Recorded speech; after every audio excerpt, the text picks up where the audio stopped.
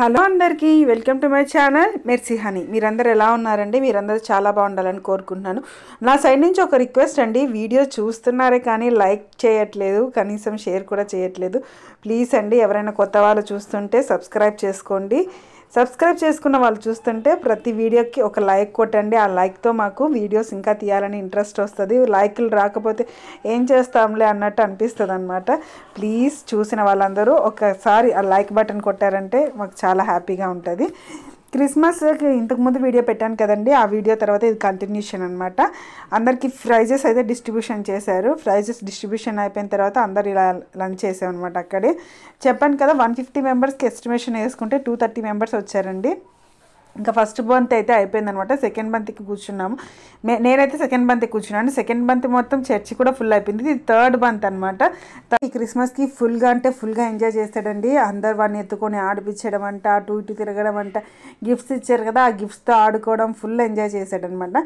ఇంకా వస్తుంటే దారిలో చెప్పాను కదండి, రాజ్కోట్లో లవ్ టెంపుల్ అని ఒక ఫేమస్ చర్చి ఉంటుందని చెప్పి అక్కడ అక్కడ బాగా డెకరేషన్ చేశారని అందరు వెళ్ళి చూస్తుంటాను.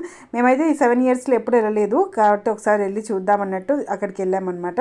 మా హస్బెండ్ అయితే బైక్ పార్క్ చేసుకురావడానికి అయితే వెళ్ళారు. ఇక్కడ అన్ని బయట షాప్స్ పెట్టారు. క్రిస్మస్ ట్రీస్, శాంటా క్లాస్, తర్వాత ఇలా హెయిర్ బెన్స్, ఇలా యాక్చువల్లీ ఇది చిన్నప్పుడు నేను వేయించుకునేదాన్ని అండి. మా ఇంటి దగ్గర గుత్తిలో ఉర్స్ పెట్టేవాళ్ళు అనమాట. ఉర్స్లో వేయించుకునేదాన్ని. అక్కడికి మా నాన్న అరిచేవాడు అనమాట, మనం పెట్టుకోకూడదు అలాంటివి అని. ఇక్కడ ఉంటేను మా జోవితమ్మకి మెహందీ అంటే చాలా ఇష్టం అండి.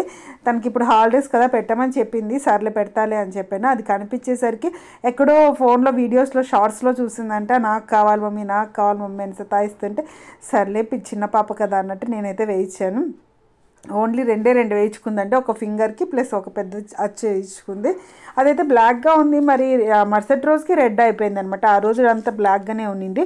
ఆ మరుసటి రోజుకి రెడ్ అయింది. ఆ మరుసటి రోజు ఈవినింగ్కే పోయిందండి. అది ఒక్కొక్క అచ్చు 20 రూపీస్ అని చెప్పారు. 2 అచ్చులు వేయిస్తేను 40 రూపీస్ తీసుకున్నారు. కనీసం 4 డేస్ కూడా ఉండలేదండి. అది 2 డేస్కే పోయిందనమాట. ఇంకా ఎంట్రన్స్లో ఇలా జీసస్ స్టాచ్యూ ఉంటే అక్కడైతే మా పాప నిలబెట్టి ఫోటో తీయించాను. ఇది మెయిన్ చర్చ్ అనమాట. చర్చిలోకి వెళ్ళి వీడియో తీద్దామంటేను ఆ కొంచెం వీడియో తీసేసరికి ఆ జూనియర్ పాస్టర్ వచ్చి ఇక్కడ వీడియోస్ నాట్ అలౌడ్ అండి అని చెప్పారు. సరే అని ఆపేశాను. ఇంకా అలా వెళ్ళి ఒక రౌండ్ తిరుక్కొని వచ్చాను. లోపలైతే అదే జీసస్ని, తర్వాత జోసెఫ్ని, మరి అన్ని వాళ్ళందరినీ అలా స్టాచ్యూస్ పెట్టారనమాట. అందరూ అలా ప్రేర్ చేసుకున్నారు. అక్కడ నాగపట్నం ప్రసాదం అంటారు కదండి, నాగపట్నం నుంచి తెస్తారనమాట. ఆ ప్రసాదం అయితే పెట్టారు. అందరు తింటూ ఉన్నారనమాట. ఇదిగోండి బయటకు వస్తే ఇక్కడ మొత్తం ఆస్ట్రిచెస్ చూస్తే అక్కడేమో ఆస్ట్రిచ్, తర్వాత ర్యాబిట్స్, పీజన్స్ ఉన్నాయండి. అవి చాలా అంటే పర్మనెంట్గా అక్కడే ఉన్నట్టు ఉన్నాయన్నమాట. వాళ్ళు పెంచుతున్నట్టున్నారు. ఆస్ట్రిచ్ అయితే 2 ఉన్నాయన్నమాట. అవి చూడంగానే నాకైతే ఇంత పెద్దదా అన్నట్టు అనిపించింది. ఎప్పుడో చూశాను, ఒక 5-6 ఇయర్స్ ముందు చూశాను అనమాట జూ పార్క్లో హైదరాబాద్లో. మళ్ళీ ఇప్పుడే చూడడము.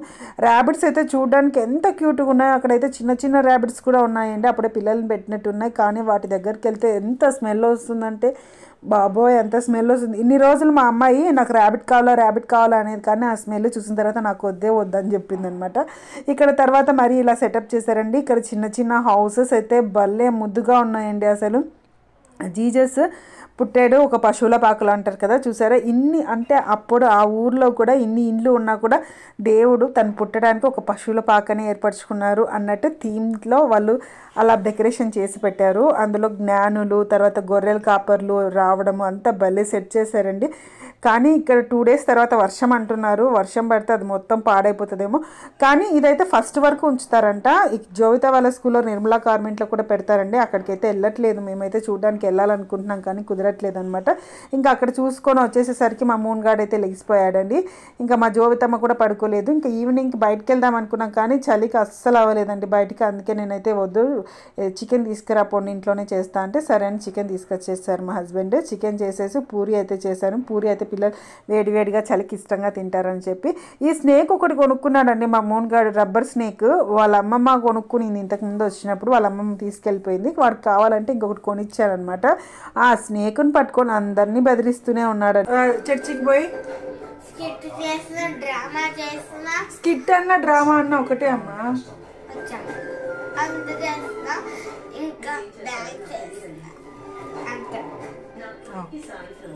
ఇద్దరు ముగ్గురు అడిగారండి, మీ పెద్ద పాపను చూపించావు, మీ చిన్న పాపని ఎక్కువ చూపిస్తా అంటావు, మూన్ గాడు అని చెప్పి వాడి గురించి ఎక్కువ చెప్తా అంటావని. నాకైతే అలా ఏం లేదండి, ఇద్దరు నా కూతుర్లే కదా, నాకు ఇద్దరు సమానమే. మా జోవితమ్మ ఎక్కువ వీడియో తీస్తూ ఉంటుంది, లేదా స్కూల్కి వెళ్ళి ఉంటుందా లేదా పడుకొని ఉంటుంది కాబట్టి తను ఎక్కువగా చూపించాను. మా మూన్ గాడు అంటే నా వెనకే తోకలా తిరుగుతూ ఉంటారు కాబట్టి వాడిని ఎక్కువగా చూపిస్తాను అనమాట. అలా పార్షాలిటీ అయితే నాకైతే ఏం లేదు. ఇదిగోండి ఇలా వేడివేడిగా మేమైతే పూరీలు చేసుకొని క్రిస్మస్ రోజు అయితే తిన్నామన్నమాట. ఇంకా జనవరి కోసం అయితే ప్రిపరేషన్ స్టార్ట్ చేయాలి. 31st నైట్కి మాకు వాగ్దానాలు ఇస్తారు కాబట్టి దేవుడు చిత్తానుసారంగా వాగ్దానం తీసుకునేటట్టు ప్రేర్ చేసుకుంటాను నేనైతే. ఇదిగోండి మా వదినమ్మ మొన్న పెళ్ళికి వెళ్ళినప్పుడు పొట్టు మినపప్పు ఇచ్చిందనమాట. ఈసారి పొట్టు మినపప్పుతో దోశలు వేద్దామని చెప్పి వేశాను. అవి చూసి మా పిల్లలు పెసరట్టు అనుకున్నారనమాట. ఇదేంటి మమ్మీ ఈ కలర్లో ఉంది అని చెప్పి. మీలో ఎంతమంది పొట్టు మినపప్పుతో దోశలు తింటారో కామెంట్ బాక్స్లో కామెంట్ చేయండి. వీడియో నచ్చితే లైక్ చేయండి, కంటెంట్ నచ్చితే సబ్స్క్రైబ్ చేయండి.